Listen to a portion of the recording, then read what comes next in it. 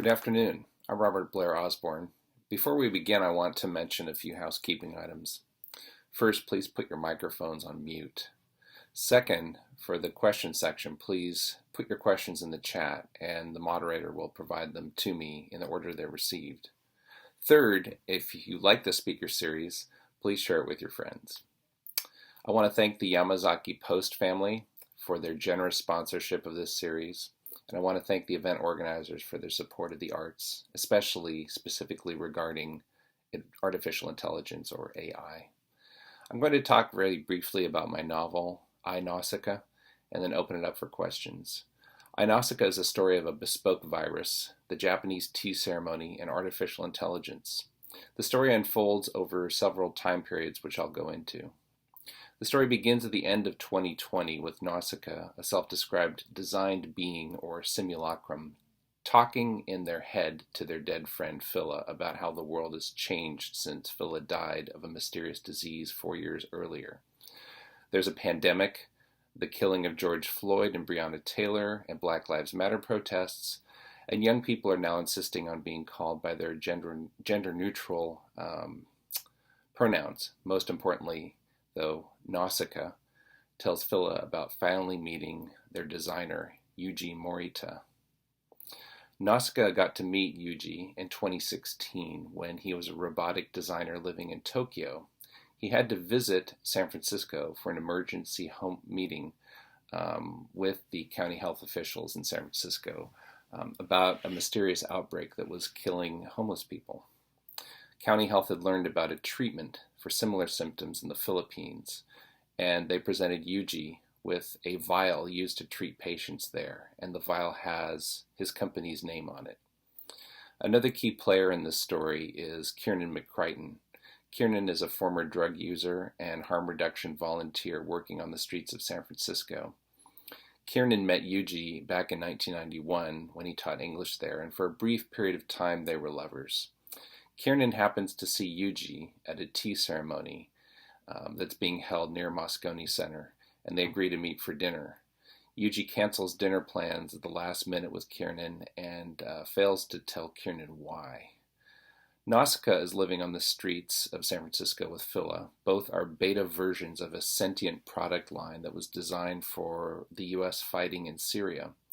Their mission in Syria has ended, and they live out their lives now out of a lean-to made of used FedEx boxes in the Tenderloin district, and they recharge their internal batteries using the free Wi-Fi at the nearest Starbucks coffee. Phila dies of a mysterious disease and her body disappears from the city morgue. Nausicaa is visited by a street team posing as social workers, and they inject her with something that knocks her out, and they bring her to a laboratory where Yuji injects her with an unknown substance. He tells her it'll protect her from the disease that killed Phila. The next section of the book dives into how Yuji and Kiernan know each other, and that provides the background for the last section, which jumps ahead to the year 2038. Kiernan and Yuji are both living in assisted living facilities. Kiernan is in Sacramento. Yuji is in Tokyo. In this future world, simulacra such as Nausicaa are now commonplace. They drive the buses, they clean homes, they collect garbage, but they start dying in mysterious and violent ways. Nausicaa, who's seen this before, suspects it's the same disease that killed Phila back in 2016. The rest of the book deals with how Nausicaa and Kiernan band together to find Yuji and the vaccine for the disease. Now I'd like to open it up for questions, so if anyone has any, please put them in the chat. Okay, I'm going to just read out the first question. So the first question is, your last novel was a historical novel about the death, what does it say? Your last novel was a historical novel about the founding of communist China. How did you decide to write a very different novel that is more speculative fiction? So my first novel I consider my China novel, and this one my Japan novel. I didn't know if my next one after this will deal with Asia, but I wanted to write something that was lighter and didn't require a glossary like Lovers and Comrades. Often, when you start off to write a novel, you have certain ideas, and then what you end up with what very different from what you set out to write. Previous titles of this book included The Town of Low Expectations, Tea and Sympathy, and The Wakizashi Secrets. Wakizashi is a type of Japanese sword. I ended up with I, Nausicaa because 2020 was the 100th year anniversary of the Czech play Rossum's Universal Robots. And after learning about that, I decided to read Isaac Asimov's short story collection, I, Robot. I realized after reading it that Nausicaa's story, their quest to save the future simulacra, was the thread that connected everything. There were three threads to this story that came together. One thread was a screed about the monoculture and staleness of Silicon Valley, the groupthink, the vocabulary, and ultimately the lack of innovation that happens because of the lack of vocabulary. So many startups are focused on incremental improvements now, or just marginally inventive solutions in search of a problem. An example of this is raw water. How innovative is that? Soylent, which is actually funny because it's from the movie Soylent Green, and it turns out Soylent is a type of food that is being sold to people who don't want to get up from their computer. Their value proposition is giving customers thousands of hours they would have spent eating. So that's to me, inhuman.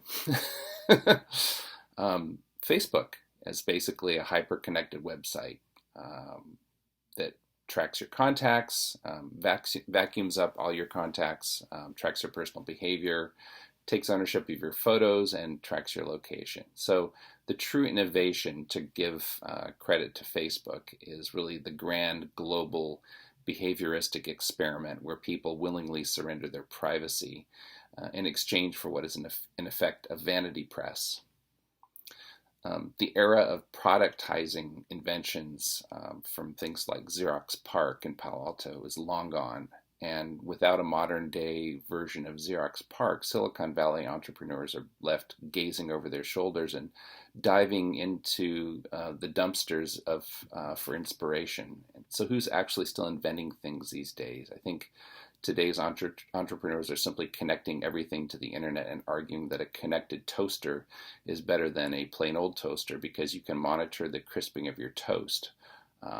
Well, at least you can you can monitor the toast over the internet, right? But who really cares about that? Tell me why that's novel. My favorite anecdote is about the guy with the connected door lock. It's an internet connected door lock to his front door, but he's unable to leave the house because his internet connection went down. So rather than coming up with new mathematic formulas or new innovations, Silicon Valley is really doubling down by taking the derivative and then the derivative of the derivative, and all they have in the end is an ever increasingly smaller thing to sell. I'll revisit the Silicon Valley aspect in a bit. A second thread that began as a road trip story about spelunking into abandoned pachinko parlors in Japan and bankrupt day spas. The basis for this was a two-book collection of bizarre road attractions in Japan that are on the national highway system. The book series is called Roadside Japan. It's written by Suzuki Koichi, and it's published by Chikuma Bunko Press back in 2000. I came across them in Kinokuniya bookstore in Shibuya in Tokyo when I was living there. It's mostly a photo collection of things like the grave site of Jesus in northern Japan, wax museums of space aliens, life in hell, wax figures of world leaders, and all manner of sexual perversions. I lived in Japan for 7 years and never even knew these places existed, so I wanted to have my characters visit them for me. A third thread was about the tea ceremony and addiction to opioids.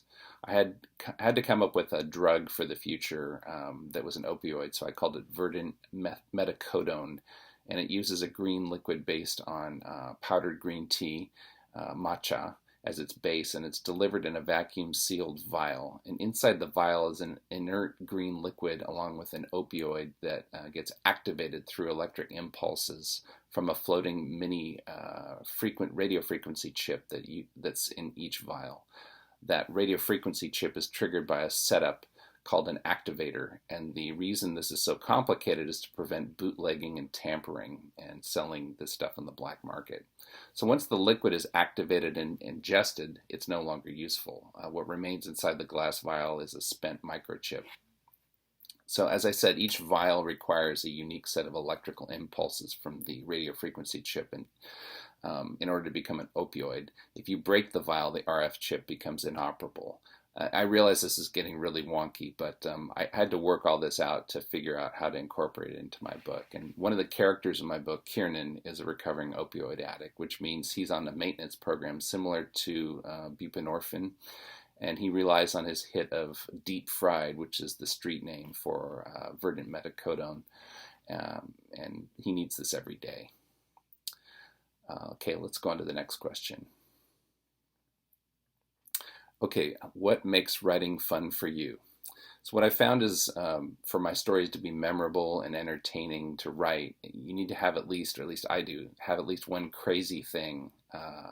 It could be a crazy scene or a wacky idea that somehow makes sense in the context of the story, but also gives the reader a chance to see the story from a different flipped perspective by temporarily turning it on its head.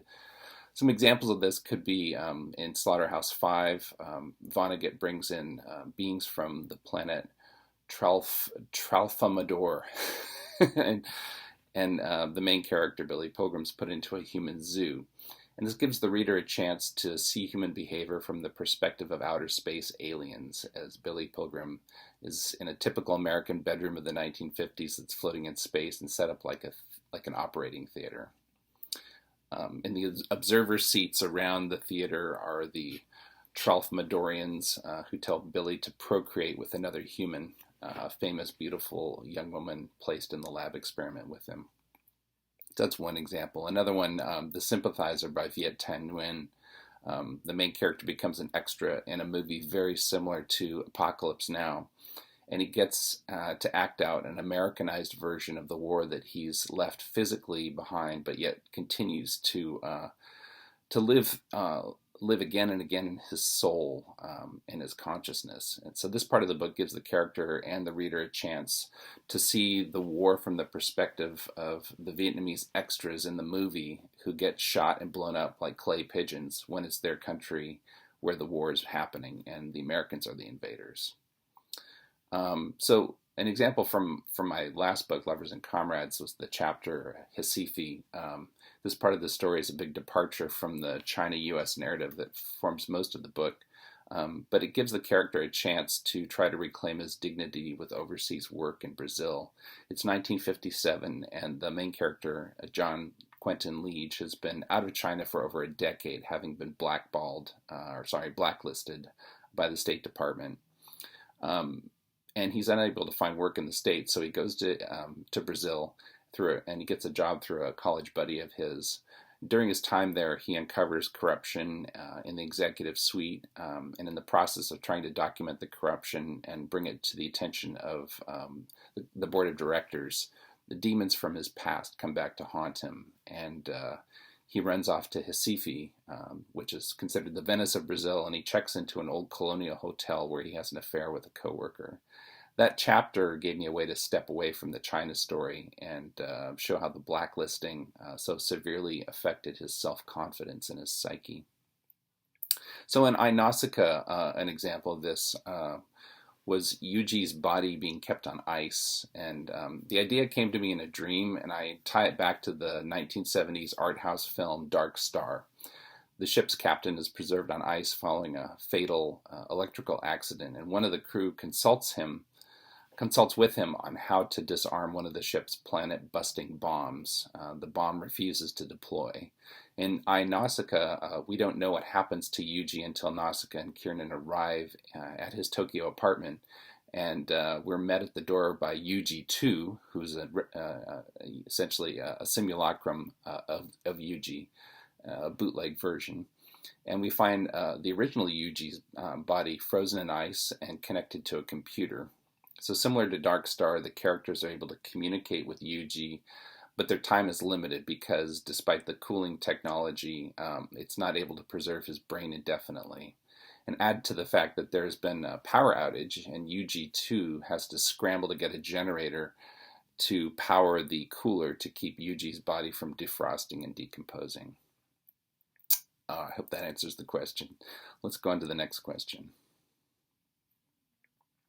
Okay, the question is, this novel seems more focused on technology. What are some of the crazy ideas you came up with for the book? So I already mentioned verdant metacodone, the opioid.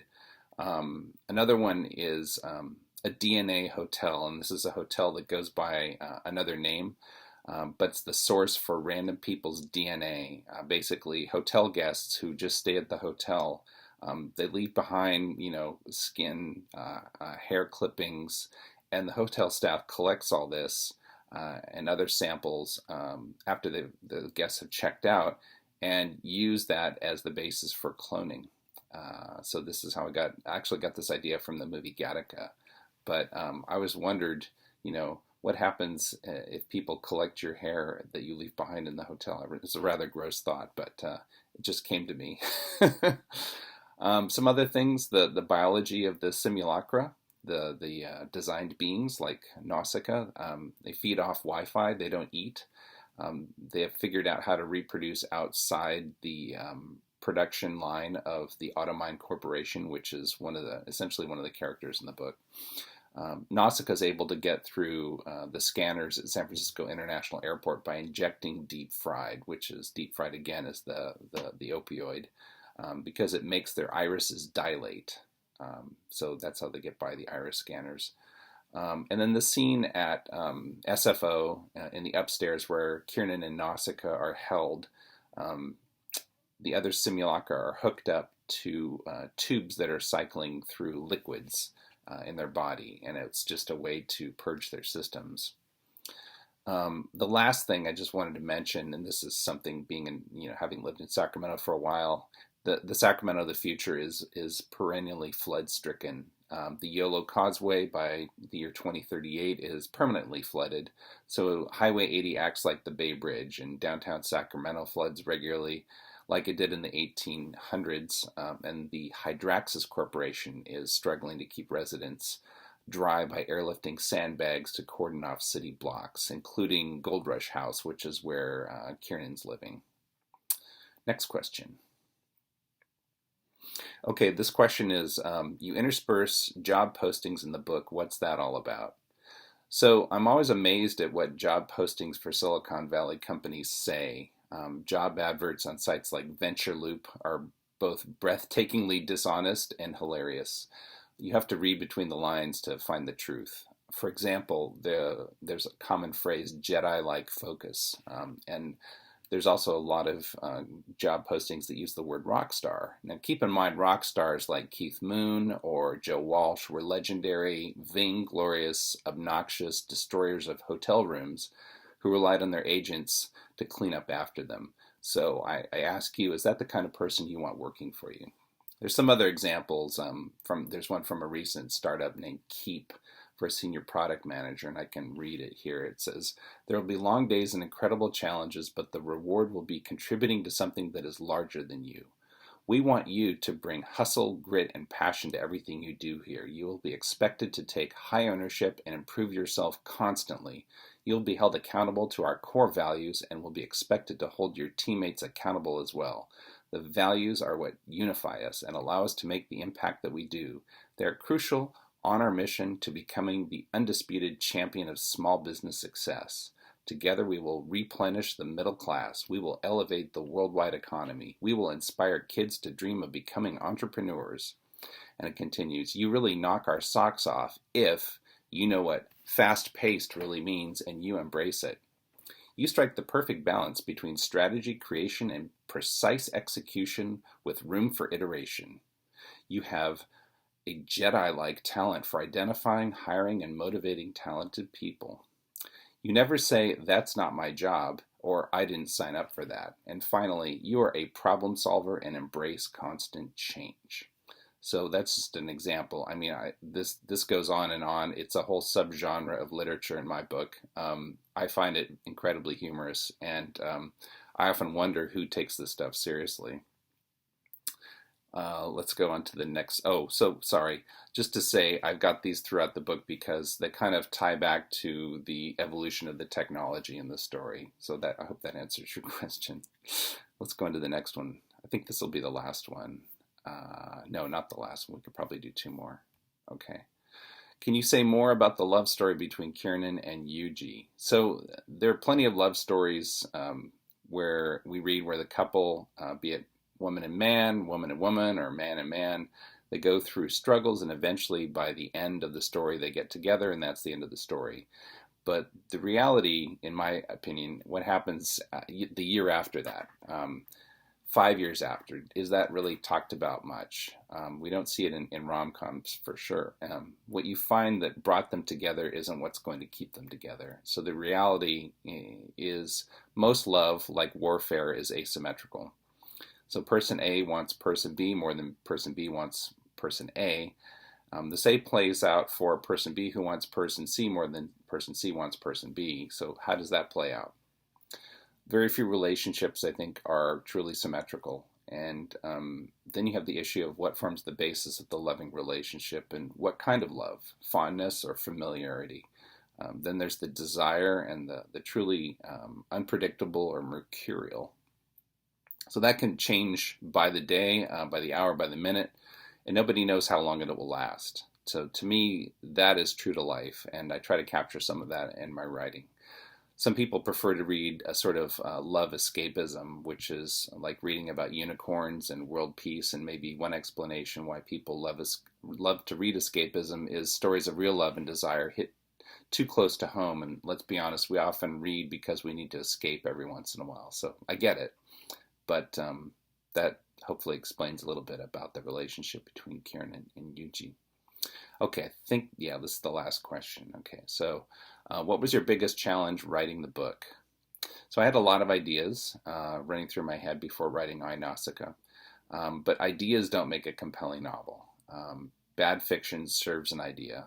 The characters are created to demonstrate something, and they're a means to an end rather than an end unto themselves.